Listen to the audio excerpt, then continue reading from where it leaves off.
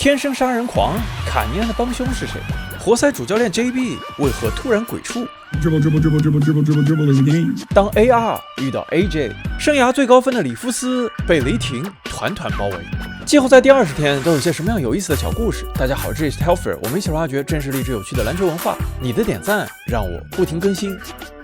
今天的第一场比赛，活塞与骑士东部半决赛第2场仍然在密歇根州底特律的 Little Caesars Arena 展开。虽然没有麦迪逊广场花园那么星光熠熠，但是今天这里还是吸引来了底特律雄狮队的球员 Jameer Gibbs 和 Aiden Hutchinson， 曾经密歇根五虎之一底特律本地人杰伦罗斯，以及另一位密歇根本地人德拉蒙德格林。昨天格林刚刚在 ESPN 的节目中与巴克利展开了一番大战。Nobody wins when they're 37, 38. I think the goal is just to not look like you in the Houston Rockets uniform. 主场作战活塞几乎从开场就取得领先，但是从第3节开始，骑士一直慢慢迫近着比分。第4节，骑士又打出一波6-0，埃文莫布利的扣篮让骑士在开场第1分钟之后第一次反超了比分。就在骑士起势的时候，活塞队的托拜厄斯·哈里斯用一记转身跳投止住了势头。今年的季后赛，在卡尼安的身边永远有哈里森叔叔。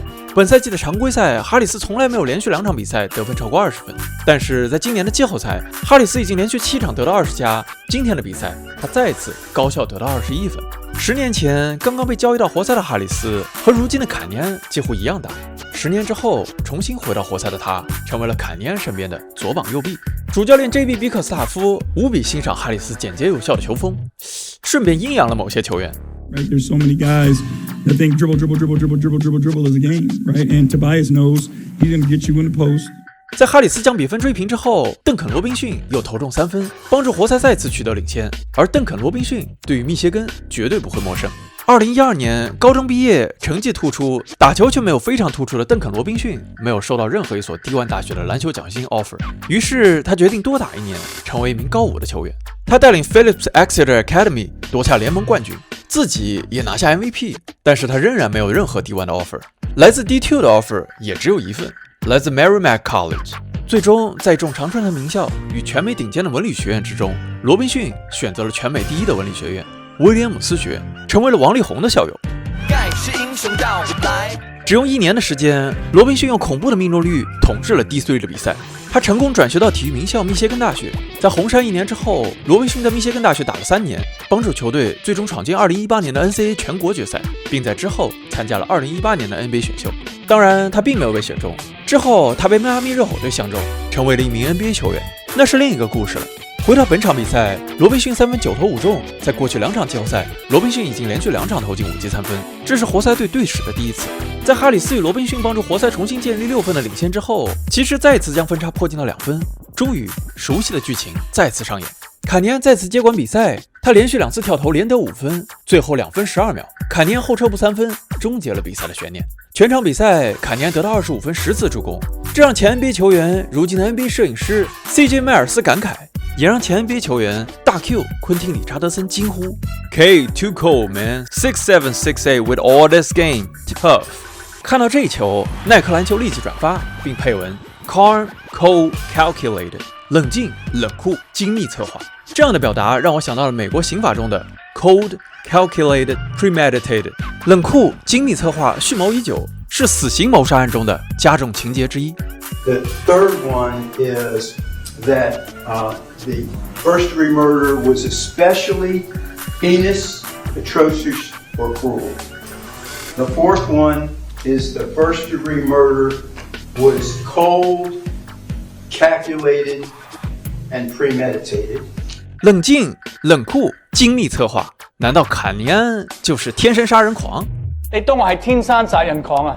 至少在我幾個月前採訪卡尼安時，永遠冷靜的他就是給我這樣一種感覺。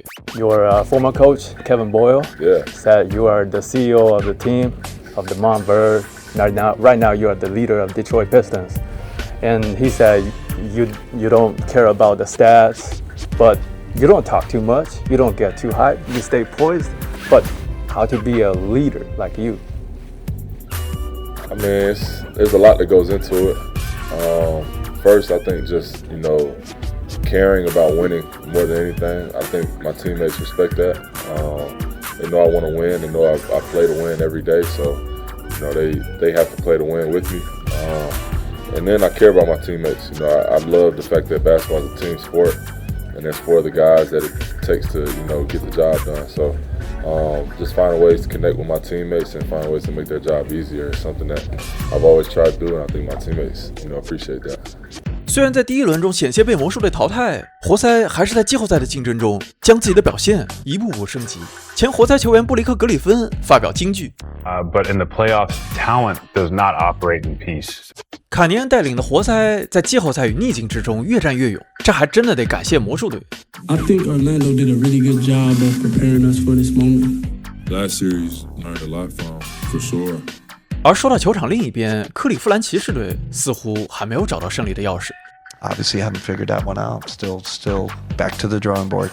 全场比赛，莫布利在36分钟的上场时间只抢到1个篮板，而詹姆斯·哈登全场13投3中，下半场只得到2分。在第二轮的前2场比赛，哈登已经发生了11次失误，这甚至超过了他的进球数。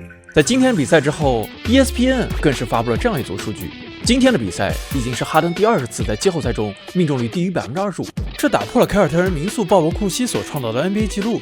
不出所料，我们频道的老朋友肯德里克·帕金斯在第一时间送上了自己的指责。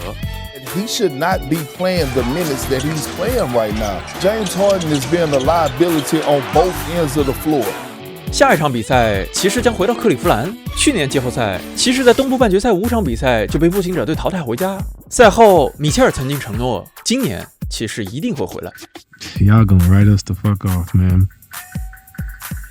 We'll be back. 那么今年骑士的结局又会如何呢？东部第一的活塞在主场拿下2场胜利，西部第一雷霆也期待在今天的比赛中取得对湖人的2-0领先。上一场比赛16投3中的奥斯汀·里弗斯在赛后成为了众矢之的。终于，今天里弗斯满血归来，全场比赛里弗斯16投10中，得到季后赛生涯新高的31分。他的存在也让雷霆的王牌球员 SGA 陷入了犯规的困扰。下半场刚刚开始，在一次对里弗斯的恶意犯规之后 ，SGA 早早的吃到了第4次犯规。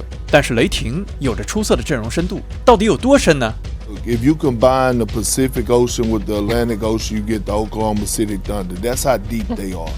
上半场，雷霆的 AJ Mitchell 阿杰米切尔得到与里弗斯并列全场最高的13分。而在第3节，在 SGA 下场之后，切特霍姆格伦、阿杰米切尔与加里德麦凯恩带领雷霆打出了一波32-14，一举拉开了比分。在新秀年打出出色的表现之后，麦凯恩不幸遭遇了大伤，本赛季刚刚重归球场，又被七六人队交易，这一度让他心碎。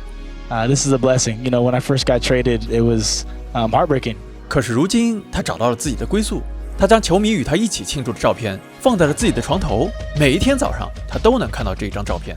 Or maybe right above my bed, like just right when I wake up, I just look at that and it reminds me like this is where I'm supposed to be. 下半场，麦克恩得到13分，全场比赛他11投7中，3分5投4中，得到18分。看到这里 ，NBA 记者 Law Murray 杀人诛心。麦克恩在第2场比赛的得分比七六人所有的替补球员在第2场的得分都要多。全场比赛，雷霆得分上双的球员高达6名，最终帮助雷霆拿下了第2场主场胜利。在之后的季后赛还会发生什么？还会有什么样更有意思的小故事？就让我们拭目以待。